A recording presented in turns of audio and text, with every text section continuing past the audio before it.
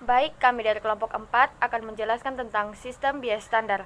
Pemateri pertama yaitu saya Musdalifat akan menjelaskan tentang definisi biaya standar.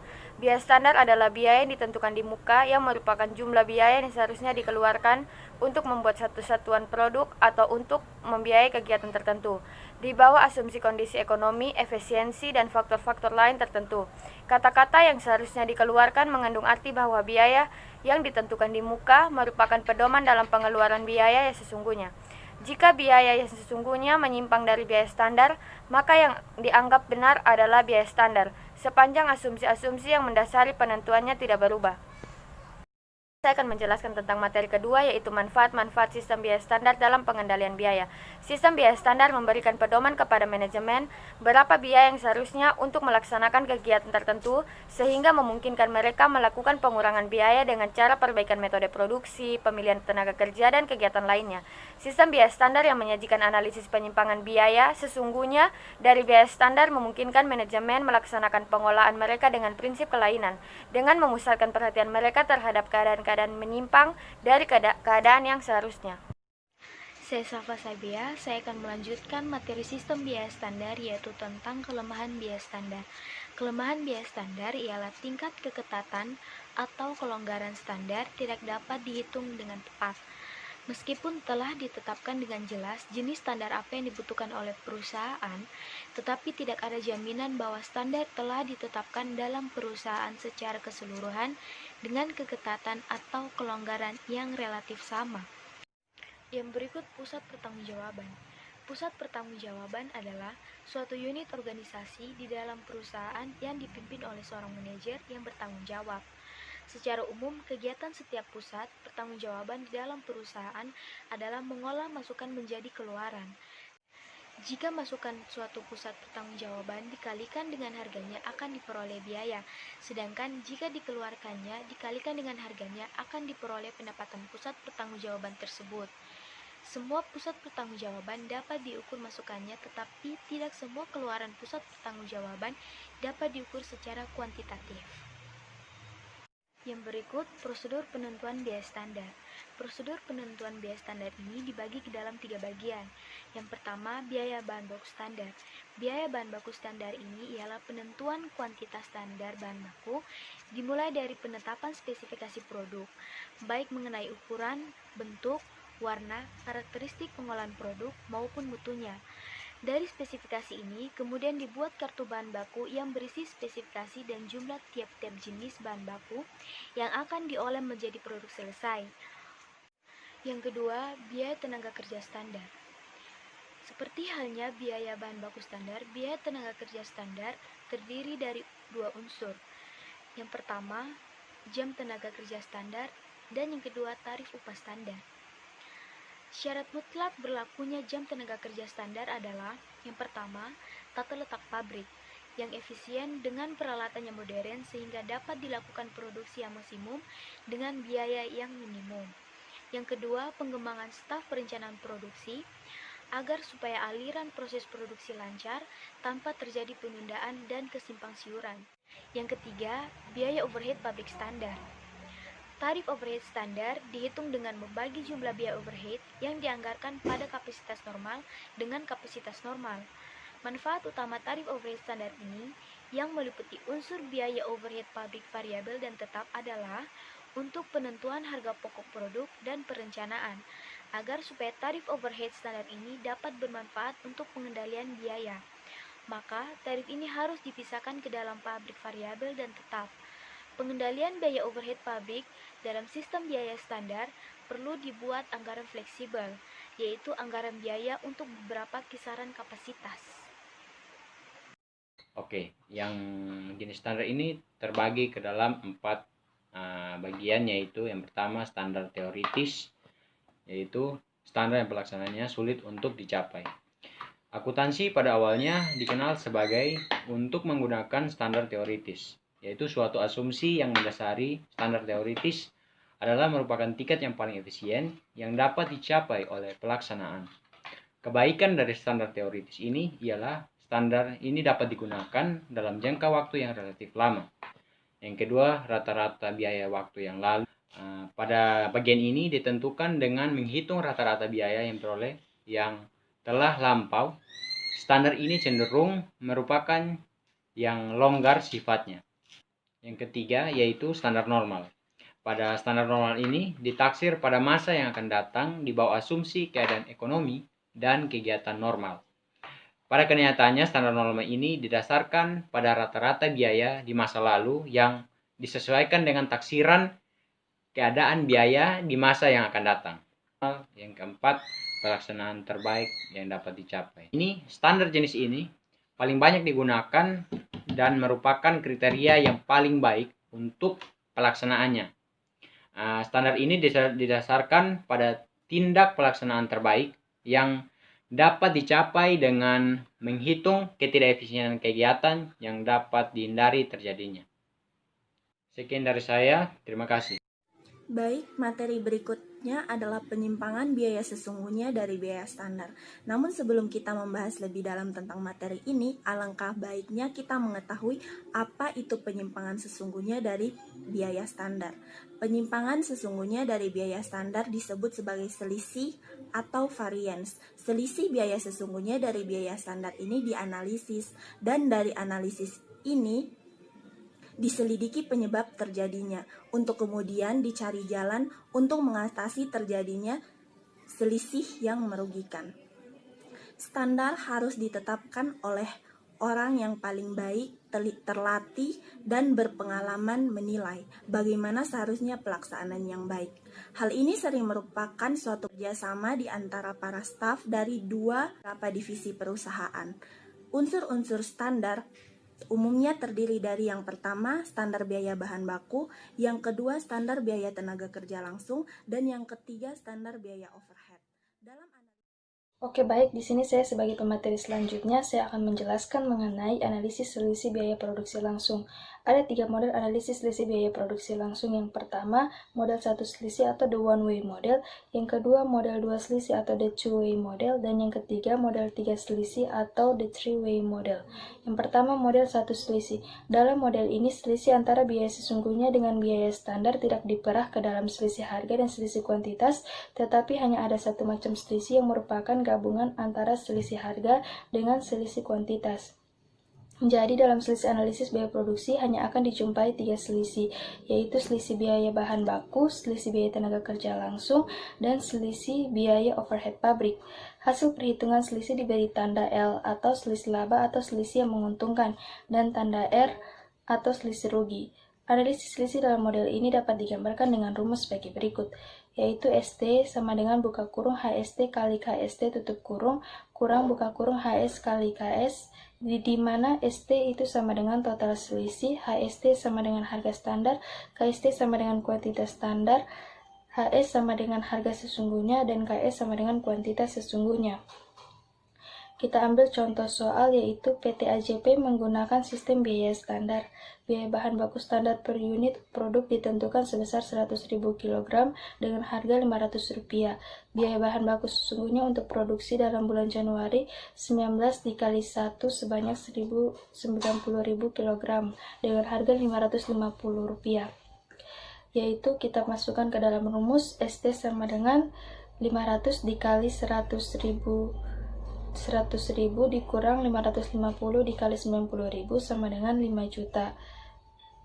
Kurang 4.950.000 sama dengan 50.000 L. Yang kedua, model 2 selisih.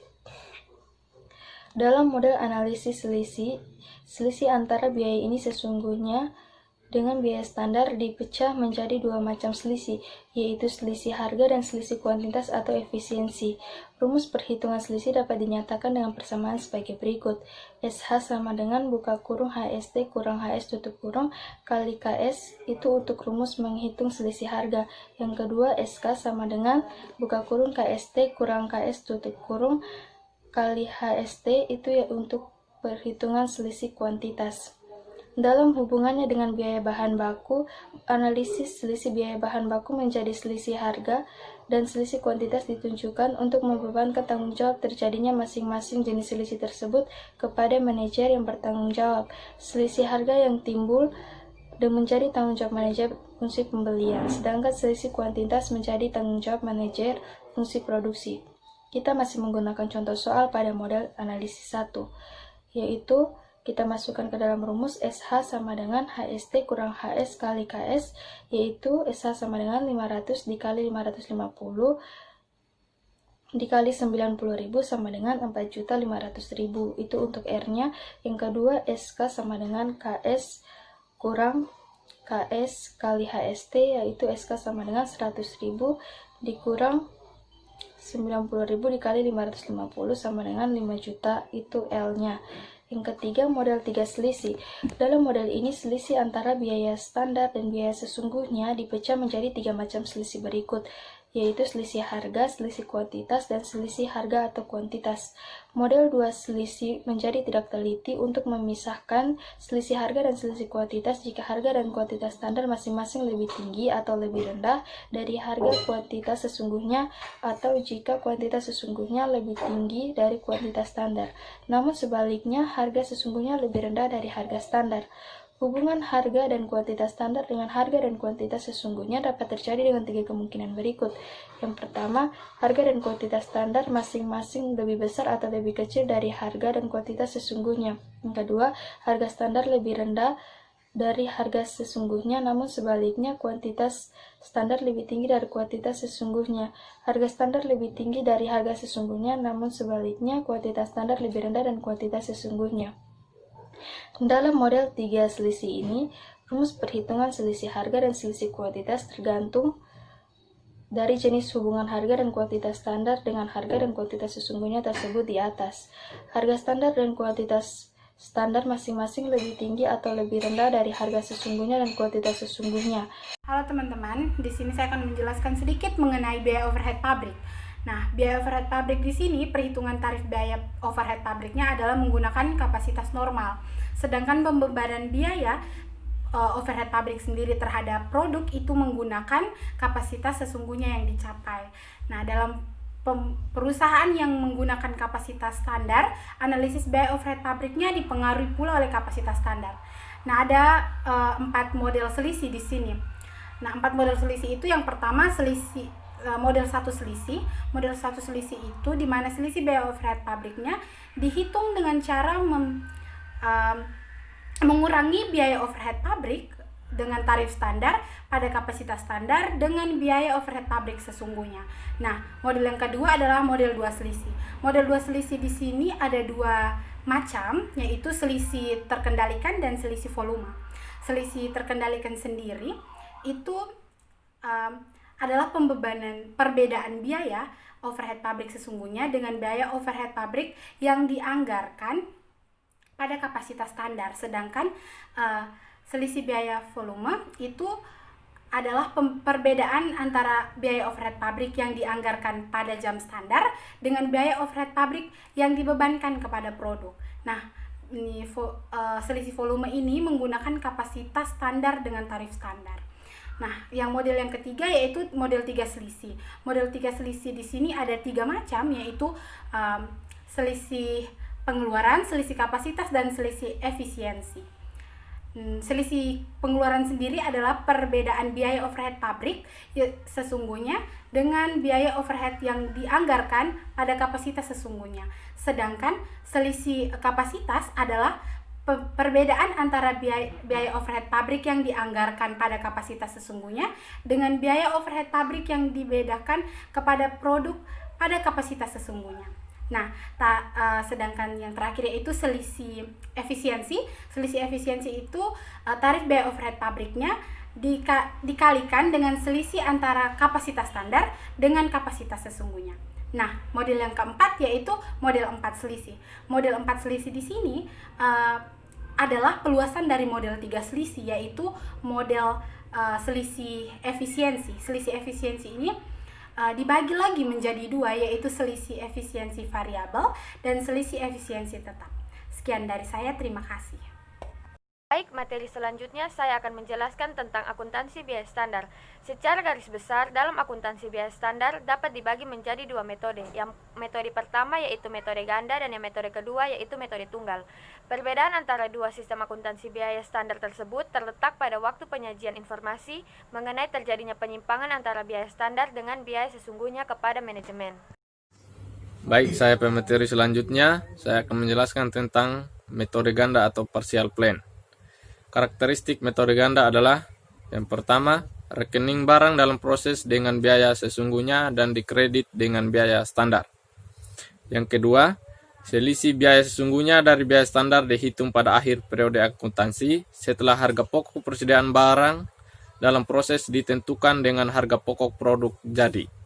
Yang ketiga, selisih biaya sesungguhnya dari biaya standar merupakan jumlah total perbedaan antara biaya standar dengan biaya sesungguhnya. Baik, saya akan menjelaskan mengenai metode tunggal atau single plan. Metode tunggal yaitu penyimpangan antara biaya standar dengan biaya sesungguhnya yang dicatat dalam rekening selisih. Pada metode tunggal yaitu penyimpangan antara biaya standar dengan biaya sesungguhnya dicatat dalam rekening selisih pada saat terjadinya. Dalam metode tunggal ini, pencatatan biaya bahan baku dibagi menjadi 3, yakni yang pertama, selisih harga bahan baku yang dicatat pada saat bahan baku dibeli. Nah, untuk rumus dari metode ini yaitu untuk selisih harga pemakaian bahan baku rumusnya yakni HST dikurang HS dikali KSDIB. Nah, untuk rumus selisih pemakaian bahan baku yaitu KST dikurang KS dikali HST.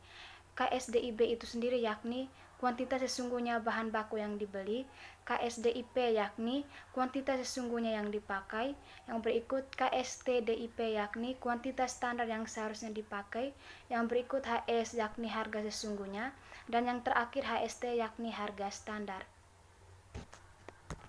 Baik, sekarang kita masuk pada bagian contoh soal. Minta maaf sebelumnya soal tidak saya bacakan, nanti teman-teman bisa lihat sendiri dalam PowerPoint.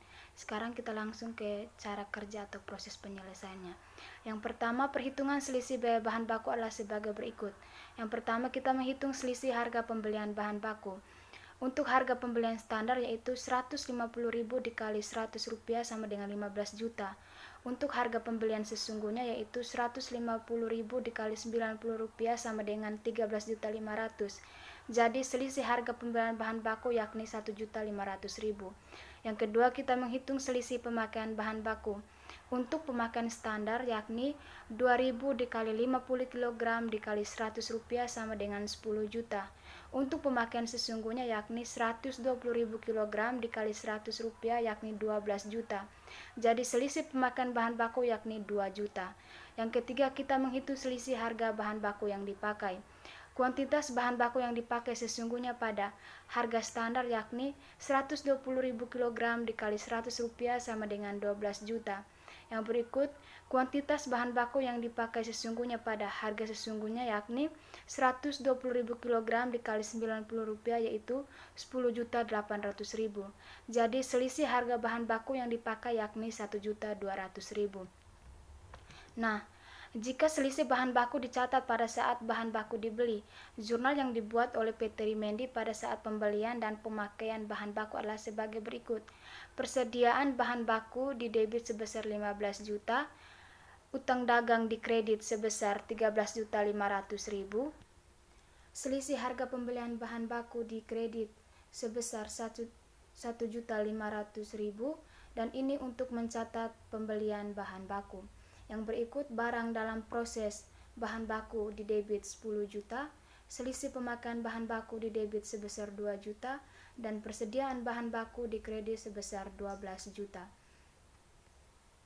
Yang berikut, kita lanjut kepada metode yang kedua yaitu selisih harga bahan baku yang dicatat pada saat bahan baku dipakai. Nah, untuk rumus metode ini yakni selisih harga pembelian bahan baku rumusnya HST dikurang HS dikali KSDIP. Nah, untuk rumus selisih pemakaian bahan baku yakni KSTDIP dikurang KSDIP dikali HST. Nah, dalam metode ini berdasarkan dalam contoh 9 di atas, jurnal pencatatan pembelian dan pemakaian bahan baku dengan metode ini adalah sebagai berikut. Yang pertama, persediaan bahan baku di debit sebesar 13.500.000 dan utang dagang di kredit sebesar 13.500.000. Ini untuk mencatat transaksi pembelian bahan baku. Yang berikut, barang dalam proses di debit sebesar 10 juta, selisih kuantitas bahan baku di debit sebesar 2 juta, persediaan bahan baku di kredit sebesar 10.800.000 dan selisih harga bahan baku yang dipakai sebesar 1.200.000. Yang berikut, kita masuk pada metode yang terakhir, yaitu selisih harga bahan baku yang dicatat pada saat bahan baku dibeli dan dipakai. Nah, untuk rumus metode ini yakni selisih harga pembelian bahan baku rumusnya yaitu HST dikurang HS dikali KSDIB. Nah, untuk rumus selisih harga bahan baku yang di pemakaian dan selisih pemakaian bahan baku rumusnya sama, yakni KST dikurang KS dikali HST. Nah, dari contoh 9 di atas, jurnal dalam metode ini dibuat sebagai berikut. Yang pertama, persediaan bahan baku di debit sebesar 15 juta, utang dagang di kredit sebesar 13.500.000, selisih harga pembelian bahan baku di kredit sebesar 1.500.000. Ini untuk mencatat pembelian bahan baku. Yang berikut, barang dalam proses bahan baku di debit sebesar 10 juta, selisih pemakaian bahan baku di debit sebesar 2 juta, dan persediaan bahan baku di kredit sebesar 12 juta. Ini untuk mencatat pemakaian bahan baku.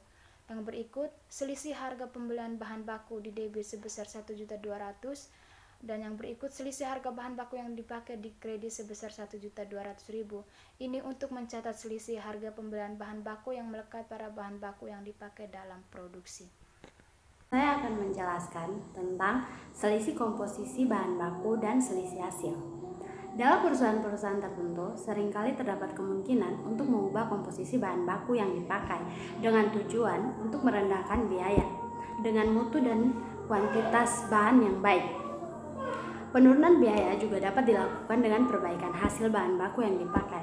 Dalam perusahaan semacam ini, manajemen memerlukan analisis selisih komposisi dan selisih hasil bahan baku. Berikutnya, selisih harga. Untuk memahami selisih harga, saya akan memberikan contoh. Untuk menghasilkan 5 satuan produk A, dibutuhkan bahan baku menurut komposisi standar.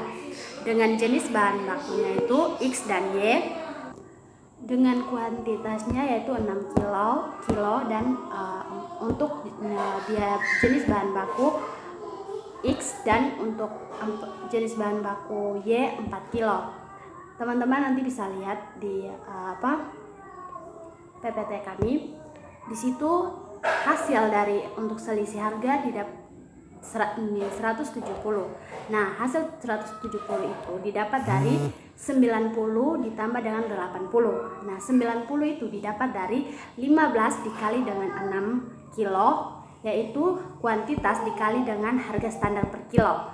Maka biaya standar per 5 satuan produk untuk jenis bahan baku X yaitu 90 dan untuk jenis bahan baku Y yaitu 80 didapat dari 4 dikali dengan 20.000. Maka untuk selisih harga menjadi 170. Saya lanjutkan yaitu di bagian B, perhitungan selisih komposisi bahan. Nah, di situ kita akan melihat selisih komposisi bahan.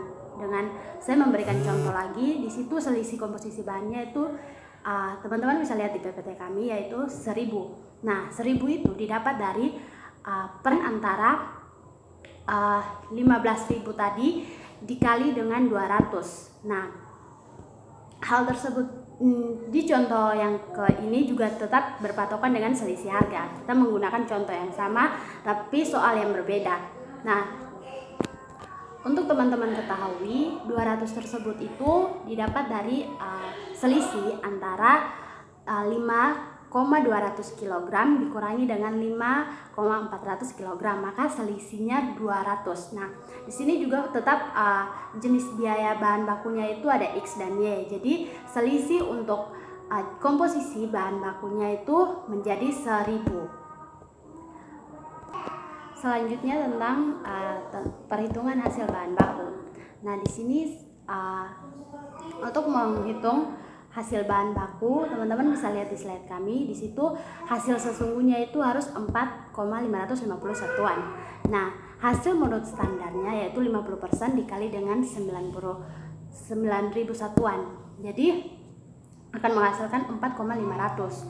Maka selisih antara keduanya itu 50 satuan. Nah, dari selisih tersebut kita mengkalikan dengan 34.000. Jadi di slide kami salah, seharusnya 34.000. Maka hasilnya 1.700 sesuai dengan di atas tadi, dimana karena setiap 5 satuan produk membutuhkan biaya bahan baku 170. Maka biaya bahan yang terkandung dalam setiap satuan produk selesai adalah sebesar 34.000. Nah, yang terakhir tentang selisih hasil biaya tenaga kerja dan selisih hasil overhead pabrik. Di situ teman-teman bisa lihat sendiri di PPT kami, di mana tinggal memasukkan angka-angka sesuai dengan rumus yang telah dipaparkan. Seperti 4,550 dikali dengan 30, maka hasilnya 136,500. Saya akan menjelaskan sedikit tentang perlakuan terhadap selisih. Jadi ada dua cara yang dapat kita lakukan, yaitu yang pertama ditutup rekening laba rugi, dan yang kedua dipakai untuk menyesuaikan rekening-rekening harga pokok penjualan dari persediaan produk jadi dan persediaan barang dalam proses. Dari kedua cara di atas juga tergantung pada jenis selisih, besarnya selisih, pengalaman penggunaan biaya standar, sebab terjadinya biaya standar, dan waktu terjadinya selisih. Jenis selisih itu seperti biaya bahan baku, biaya tenaga kerja, dan biaya overhead pabrik. Besarnya selisih itu biasanya kalau selisihnya relatif kecil dapat langsung dilaporkan dalam laba rugi. Dan pengalaman penggunaan biaya standar itu artinya biaya yang ditentukan di muka yang merupakan jumlah biaya yang harus dikeluarkan untuk membuat suatu produk. Dan waktu terjadinya selisih itu yang terjadi karena mungkin fluktuasi musim atau perubahan. Lalu selanjutnya kita masuk pada contoh soal. Ada dua kolom, yaitu satu jenis selisih dan jumlah. Yang pertama selisih harga bahan baku 100.000, selisih kualitas bahan baku 105.000, tarif upah 120.000, selisih efisiensi upah 50.000, selisih pengeluaran 50.000, selisih kapasitas 30.000, selisih efisiensi overhead 70.000. Jadi di sini jurnal untuk menutup selisih-selisih tersebut ke rekening laba rugi adalah selisih kualitas bahan bakunya 105.000, selisih tarif rupiahnya 120.000. Jadi selisih harga bahan baku itu 100.000, selisih efisiensi upah 50.000, selisih pengeluaran 50.000, selisih kapasitas 30.000, efisiensi overhead 70.000. Dan yang berikut laporan laba rugi untuk bulan Januari 2017. Jadi hasil penjualannya 10 juta, harga pokok penjualan 7.250.000. Laba bruto standar 2.750.000, itu dapat dari 10 juta dikurangi 7.250.000 menghasilkan 2.750.000. Nah, selisih harga bahan bakunya 100.000, selisih efisiensi upah 50.000, selisih pengeluaran 50.000, selisih kapasitas 30.000, selisih efisiensi overhead 70.000. Jadi jumlah selisih rugi dan jumlah selisih laba, selisih kuantitas bahan bakunya 105.000, selisih tarif upah 120.000, dan jumlah selisih laba 225.000. Itu dari 105.000 ditambah 120.000. Yang 75.000 itu laba ruginya. Lalu laba bruto sesungguhnya 2.675.000. Sekian dari saya. Oke, saya akan menjelaskan materi yang terakhir, yaitu perbaikan terhadap biaya standar.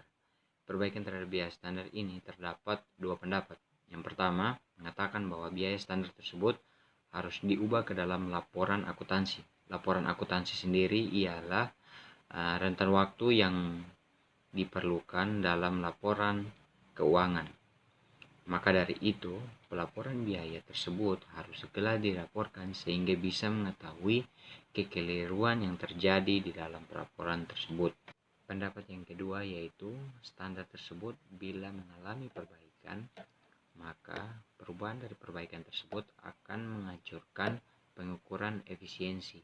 Oleh karena itu, bila terdapat kekeliruan dalam standar tersebut, maka perubahannya harus menunda sampai akhir waktu periode akuntansi. Setelah menjelaskan semua materi yang di atas, dapat ditarik sebuah kesimpulan bahwa biaya standar adalah suatu biaya yang digunakan untuk membiayai suatu kegiatan tertentu yang dimana di bawah asumsi ekonomi, efisiensi, dan faktor lain tertentu.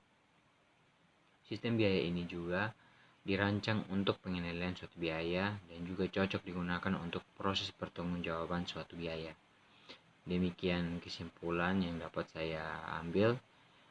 Terima kasih.